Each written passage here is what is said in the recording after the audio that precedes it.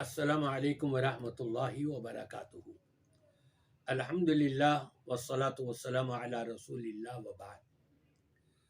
سامعین کرام، افسوس ہمیں اس وقت ہوتا ہے جو اپنے آپ کو مفتی کہلاتے ہیں، چودھری کہلاتے ہیں، نمبردار کہلاتے ہیں، عالم اور علامہ اور پتہ نہیں کیا کیا القابوں سے ملقب کیے جاتے ہیں، اور چونکہ قصے کہانیاں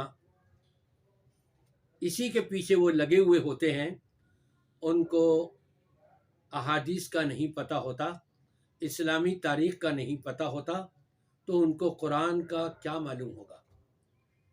میں حیران ہوا، جناب سمر عباسی صاحب جو بڑا گلا پھاڑ پھاڑ کے چیخ چیخ کر کے اور لوگوں کو لان تان کرتے ہیں اور گالی گلوچ بھی دے دیتے ہیں اور بہت کچھ کہہ ڈالتے ہیں، ان کو اسلامی تاریخ کا بھی نہیں پتا۔ آپ سنیں اور دیکھیں کہ وہ کیا کہہ رہے ہیں۔ سیدہ پاک کا جنازہ حضرت سیدنا صدیق اکبر نے پڑھایا اور 4 تکبیروں کے ساتھ پڑھایا ہے۔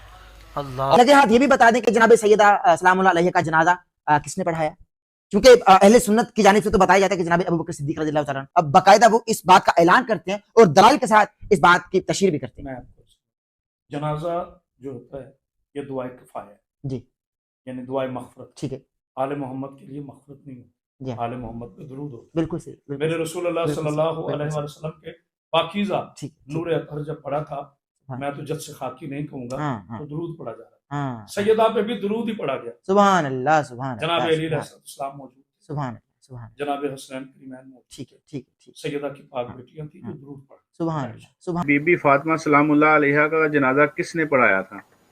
مولا علی علیہ السلام نے پڑھایا تھا، صحیح بخاری میں آتا ہے، راتوں رات انہوں نے پڑھ کے خود ہی دفنا دیا تھا، باقی لوگوں کو بتایا بھی نہیں تھا کہ جی حضرت فاطمہ رضی اللہ تعالی عنہا کا نکاح حضرت ابو بکر صدیق رضی اللہ تعالیٰ عنہ نے پڑھایا تھا۔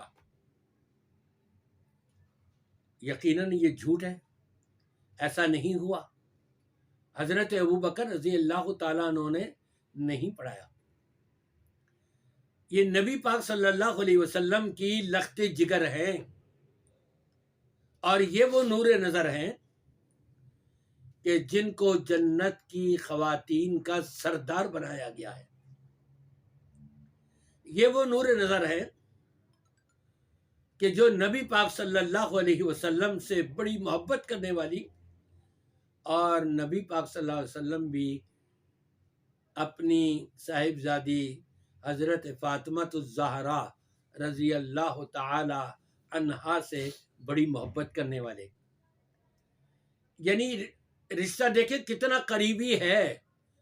عام صحابی ہوتا اور اس کو پر ان سے غلطی ہو جاتی تو ہم کہتے اچھا چلو، لیکن انہوں نے تو سیدہ فاطمہ الزہرا کی سیرت تک کی نہیں پڑھی، اس لیے کہ ان کو باباؤں کے قصے کہانیاں یہ یاد ہے زبانی، یہ سارا کچھ ریسرچ کرتے ہیں، رات بھر یہی پڑھتے ہیں اور دن بھر پھر یہی سنا کر کے لوگوں کو، اور پھر ہاتھ ایسے کرتے ہیں تاکہ سبحان اللہ کہیں، نعرے لگائیں، اور جب کوئی نعرے کی آواز یا سبحان اللہ کی آواز نہ آئے تو پھر وہاں کہتے ہیں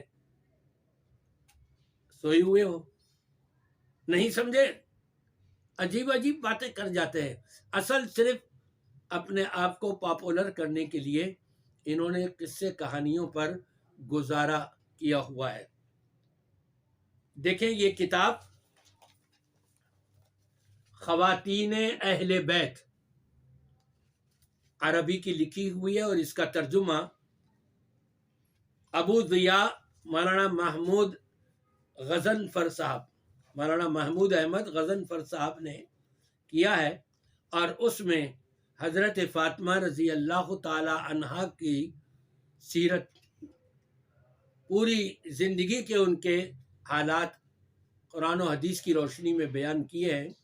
اس میں واضح طور پر لکھا ہے چونکہ حضرت فاطمہ رضی اللہ تعالی عنہا نے سیدہ اسماء بنت عمیس اور اسی طرح سے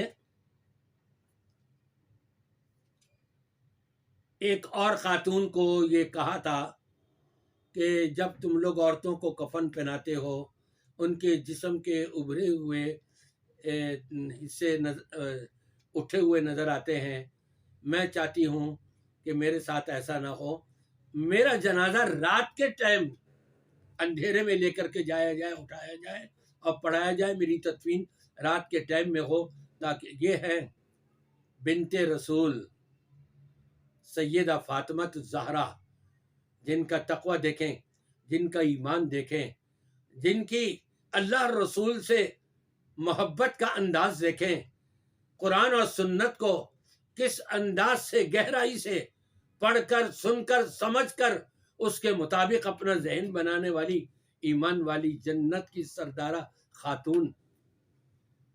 اور یہی ہوا کہ جب نبی پاک صلی اللہ علیہ وسلم کے وصال کے بعد، اس دنیا سے چلے جانے کے بعد، آپ کے انتقال کے بعد 6 مہینے بعد حضرت فاطمہ الزہرا رضی اللہ تعالیٰ عنہ کا انتقال ہو گیا۔ راتوں رات ہی حضرت علی رضی اللہ تعالیٰ عنہ نے اپنی بیوی کو خود غسل دیا، کفن پہنایا، اور راتوں رات ان کو جنازہ اٹھایا گیا اور تدفین کر دی گئی۔ کہاں پر؟ جہاں ان کی تینوں بہنیں کی قبر تھی، نبی کریم صلی اللہ علیہ وسلم کی 4 بیٹیاں، ان تینوں بیٹیوں کے قبر کے ساتھ ان کی بھی وہاں تدفین کر دی گئی۔ حضرت ابو بکر رضی اللہ تعالیٰ عنہ نے جنازہ نہیں پڑھایا، ان کو تو خبر ہی نہیں ہوئی، کیونکہ ان کی وصیت تھی کہ راتوں رات ہو یہ سارا کام۔ اب راتوں رات کس کو ساروں کو اٹھاتے رہیں؟ وہاں پر انہوں نے مختصر انداز میں جنازہ ادا کیا اور تدفین وہاں کر دی گئی۔ وہ تو جنت عورتوں کی سردار تھیں۔ میری دعا ہے کہ اللہ تبارک و تعالی آج کے ملا مولوی چیخنے والوں، گلے پھاڑ پھاڑ کر بولنے والوں کو قرآن اور سنت کی صحیح سمجھ عطا فرما دے، تاکہ ان کو آل بیت سے محبت ہو اور آل بیت کی یہ سیرت پڑھ سکیں اور اس کو بیان صحیح کر سکیں۔